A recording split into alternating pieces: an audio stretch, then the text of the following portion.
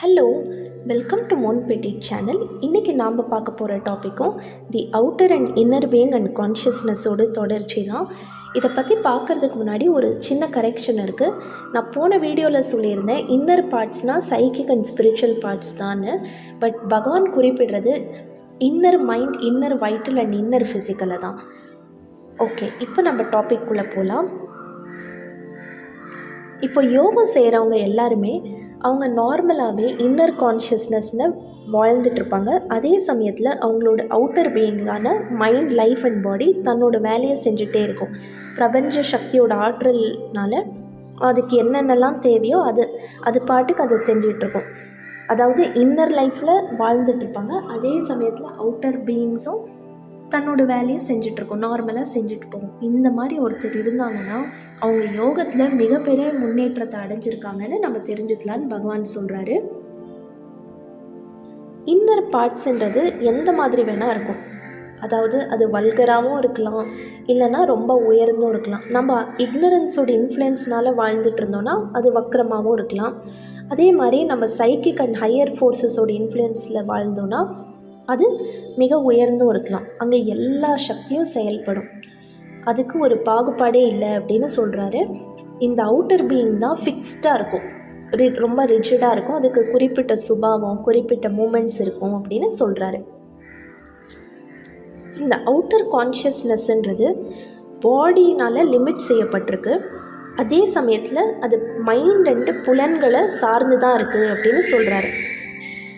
அது வெறும் அவுட்டரை மட்டும்தான் பார்க்கும்.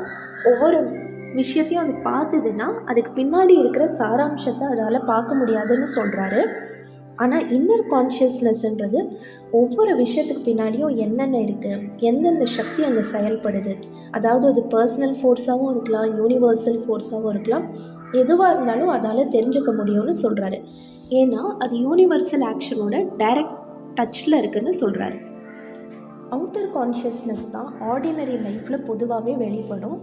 External mind and vital and physical இதுதான் அவுட்டர் கான்ஷியஸ்னஸில் வெளிப்படுது.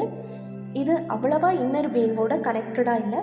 ஒருத்தர் தொடர்ந்து சாதனா பண்ணும்போது இந்த கனெக்ஷனை ஏற்படுத்தலான்னு பகவான் சொல்கிறாரு.